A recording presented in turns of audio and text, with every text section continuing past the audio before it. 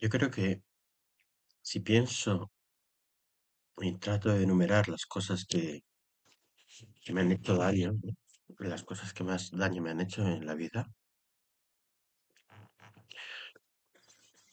perdón, yo creo que una de las que más daño me ha hecho ha sido la educación. La educación que he recibido principalmente en la infancia, ¿no? En el colegio. Una educación religiosa, que no es, o sea, yo un estudioso de las religiones, pero creo que la religión que hay se explica no es, no tiene nada que ver, ¿no? Con el mensaje evangélico que existe.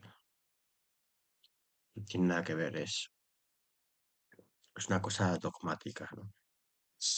Y es una cosa que además, sobre todo, está muy asentada sobre el sentimiento de culpabilidad. La culpa es el mecanismo que tiene la religión católica, que además te lo explican nada más empezar a adoctrinarte, te dicen que nosotros somos culpables por el pecado de Adán y Eva, ¿no? Ya empiezan ahí diciéndote que ya tú eres culpable por el simplemente hecho de haber nacido. Entonces ahí estoy fatal. Eso ya es una de las cosas más dañinas que hay. A un niño tú no le puedes ir diciendo esas bestialidades, ¿no? Y a un niño tampoco le puedes hablar de la idea de Dios, que es un concepto muy metafísico y muy complejo, tanto para creer en él como para no creer. Em, Porque hay dos mundos, ¿no? Que en esto habla Ernest Renan en su Vida de Jesús, que es una de las obras más brillantes que se han escrito sobre Jesucristo, diciendo de cómo se transformó, ¿no? Cómo realmente Jesús fue un verdadero revolucionario, porque él lo único que predicó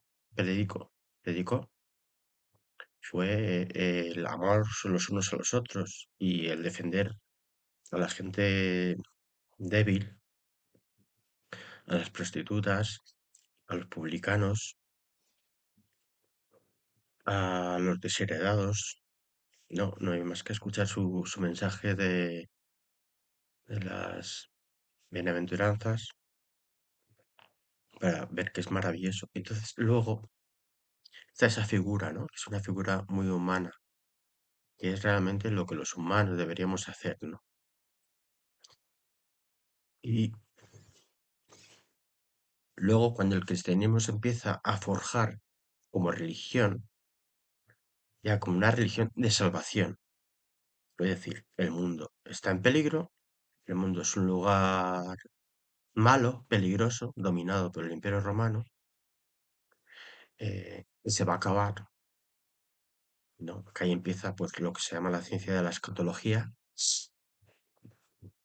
que es la ciencia de la escatología, que no tiene nada que ver con la escatología en el sentido de las cosas escatológicas, porque es que se mezclan los dos conceptos, ¿no? La escatología en realidad es la ciencia de los últimos causas, ¿sabes? Entonces se habla de escatología cuando se habla del final de las cosas. Entonces se convierte en una religión escatológica. Hay que hacerse cristiano y el que no se haga cristiano no se va a salvar. Y luego además se empieza a hacer unas cosas en los diferentes concilios que hay. Empiezan, es, principalmente lo hace San Pablo. eh, San Pablo lo que hace de Jesucristo, jamás habla de Jesucristo como, como lo que es, ¿no? porque daos cuenta que Jesucristo en ningún momento, si lo buscáis, en ningún momento en el Evangelio habla de que Él sea Dios, nunca. Él dice que es el Hijo de Dios, pero hijos de Dios somos todos, desde ese punto de vista. Y lo que hace San Pablo es divinizar la figura de Jesucristo. Entonces ahí ya surgen los problemas, ¿no? De que si Dios y Jesús son los dos Dios, como puede haber dos dioses, Padre e Hijo. Y entonces luego encima aparece el problema del Espíritu Santo. Entonces ahí ya empiezan los debates, ¿no? De, de que si los tres es una misma naturaleza o los tres son cada uno una naturaleza diferente. Pero bueno, ya empiezan las cuestiones y las divagaciones metafísicas, que no tienen nada que ver con el mensaje de Jesucristo. Y esas divagaciones metafísicas, esos mundos escatológicos, llegan hasta nuestros días y hasta nuestras mentes. Y, y hacen una cosa, el cristianismo hace una cosa en esas fechas, que es tratar de un fenómeno que se llama sincretismo. El sincretismo es fusionar determinadas ideas de diferentes culturas, ¿no? Bueno, hoy en día, por ejemplo, hay un gran sincretismo, ¿no?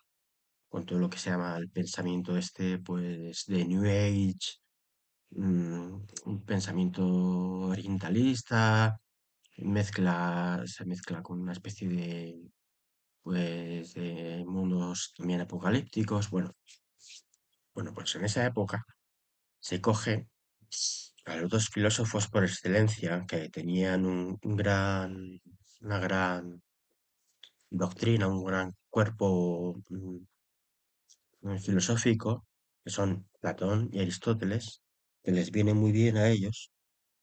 Y Platón, como habla de, que está mal interpretado por la Iglesia, habla de dos mundos, que es falso, ¿no? Porque el mundo de las ideas realmente no es un mundo, no es un trasmundo, no es otro mundo que exista paralelo. Eh, esperar un momento, que me habían llamado por teléfono, rollos. Eh, entonces, yo decía que cogen estos dos autores, a Platón y a Aristóteles, y de Platón cogen el mundo de las ideas, que les viene muy bien, ¿no? Porque el mundo de las ideas es el mundo perfecto, donde las cosas son perfectas. Entonces, San Agustín viene a decir que ese es el mundo, el más allá del cristianismo, ¿no? Pues es el mundo perfecto, el mundo eterno, ¿no? Donde viven las formas eternas, pues también se vive de forma eterna. Y de Aristóteles cogen un concepto que para mí es el que ha marcado toda la civilización nuestra y nuestras mentes, ¿no? Es el concepto de la teleología. Tele, teleología. ¿Qué significa teleología? Algo que se encamina hacia un fin. Algo que para ser tiene que llegar a ese fin. Mientras no llega a ese fin, no es, ¿no? Él pone el ejemplo, por ejemplo, de la semilla. Él habla de dos cosas, ¿no? Del tacto y de la potencia. Entonces, y que hoy en día se sigue usando. Porque dice, no, es que este chico tiene un potencial, se está refiriendo a que tú tienes una capacidad que no has desarrollado, pero que la tienes en potencia, ¿no? Entonces la tienes que transformar al acto. Entonces, el paso de la potencia al acto, para Aristóteles, es, es lo que se llama el proceso teleológico, ¿no? Es decir, que tú vas de una cosa que eras, vas pasando por diferentes etapas hasta ser lo que finalmente tienes que ser, ¿no? Entonces, pero, por ejemplo, se pone el ejemplo de una semilla. Pues una semilla es un árbol en potencia, ¿no? Entonces la semilla la plantas, empiezas a regar, empieza a crecer, tal, tal, hasta que llega a ser un árbol. Y hasta que no sea un árbol, ese, ese ser, que es el árbol, no es árbol. Entonces, a nosotros se nos ha dicho, tú eres una cosa que naces y tal, te empiezas a desarrollar, pero toda tu vida es un telos, es un camino de la potencia al acto, con lo cual siempre eres un ser incompleto. Entonces, claro, la sensación de incompletud es lo que causa la infelicidad. Esto es una conclusión mía, vamos.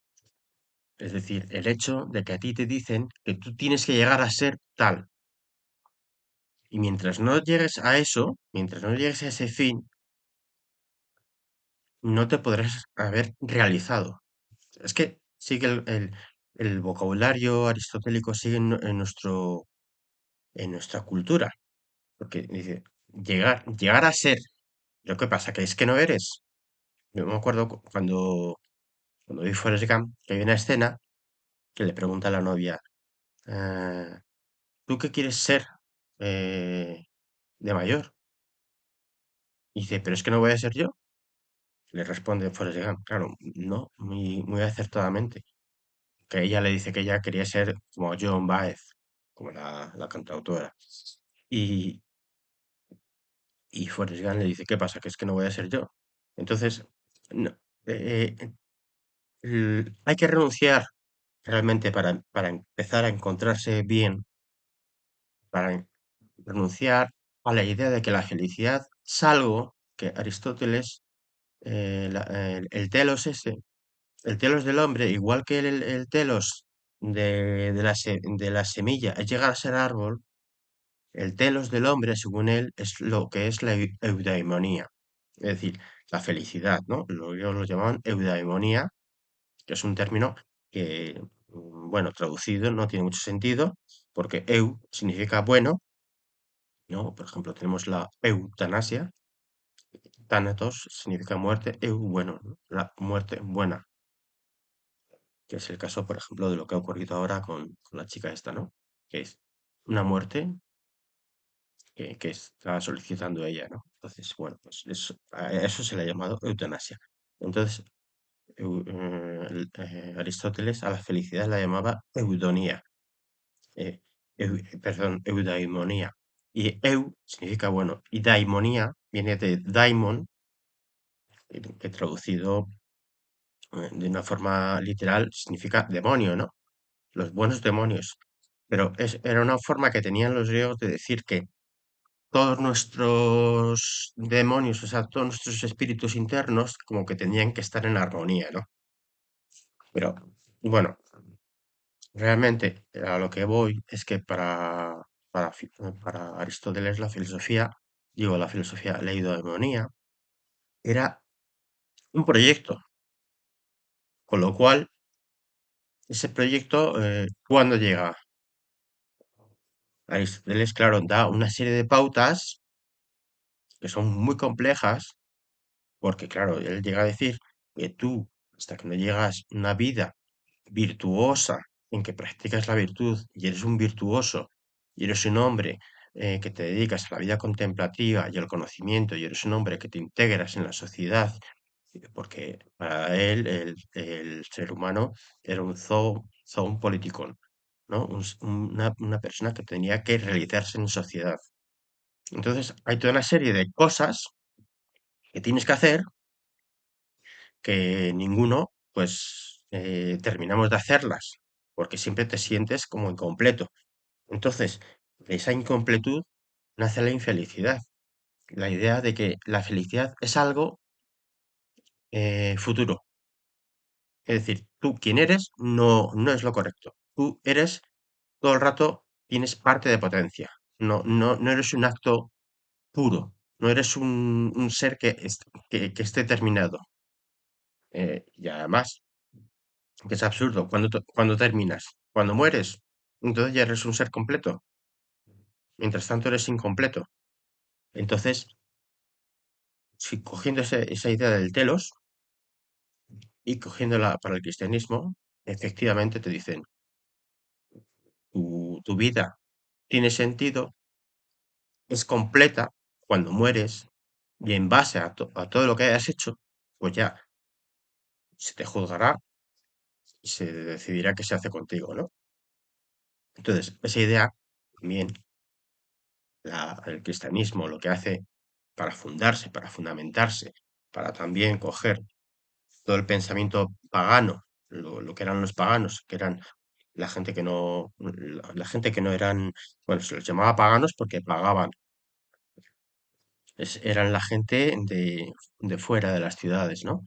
Pero son paganos que seguían teniendo este pensamiento hasta que luego en el edicto de Milán, Constantino, el emperador Constantino, oficializa la religión cristiana como religión del imperio.